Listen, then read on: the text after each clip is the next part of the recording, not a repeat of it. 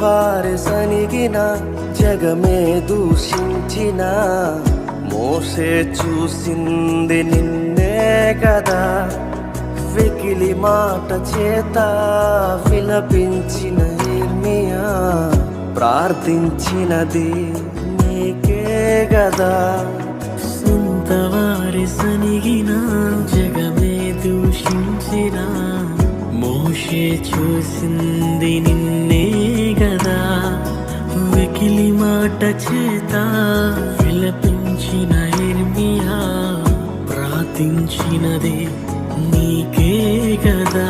ఇకను ఏమి చెప్పెదన్ నీవు తోడుంటే, రాజ్యములను జయించిరే, నీతిని జరిగించి వాగ్దానములు పొంది సింహపు నోళ్ళము